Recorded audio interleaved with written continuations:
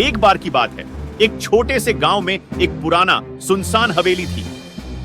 गांव के लोग कहते थे कि उस हवेली में आत्माओं का वास है और रात में वहां से अजीब अजीब आवाजें आती हैं। कोई भी उस हवेली के पास जाने की हिम्मत नहीं करता था। एक दिन गांव में एक युवक जिसका नाम राजू था, उसने साहस दिखाने का निश्चय किया और रात में हवेली के अंदर जाने का फैसला किया। उसके दोस्तों ने उसे मना करने की कोशिश की, लेकिन उसने उनकी बात नहीं मानी और अकेले ही हवेली में जाने की ठान ली। रात के समय राजू अपने साथ एक टॉर्च और कुछ लकड़ी के डंडे लेकर हवेली में गया। हवेली के अंदर का वातावरण बहुत ही डरावना और सर्द था। हवेली के दरवाजे खुद ब खुद चीखते हुए खुले और बंद हो रहे थे।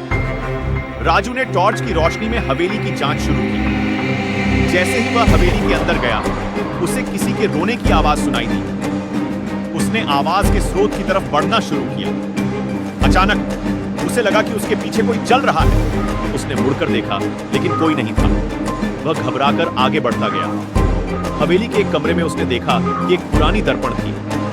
दर्पण में उसने देखा कि एक सफेद साड़ी पहनी औरत खड़ी है और उसके चेहरे से खून बह रहा है। राजू का दिल तेजी से धड़कने लगा और उसने तुरंत दर्पण से दूर होने की कोशिश की, लेकिन उसके पैर जैसे जम गए थे। अचानक वह औरत दर्पण से बाहर निकल आई और राजू की तरफ बढ़ने लगी। राजू ने चिल्लाने की कोशिश की, लेकिन उसकी आवाज नहीं निकली। वह औरत उसके पास आई और उसके कान में धीरे से बोली, तुम्हें यहां नहीं आना चाहिए था। अब तुम कभी भी यहां से बाहर नहीं जा पाओगे।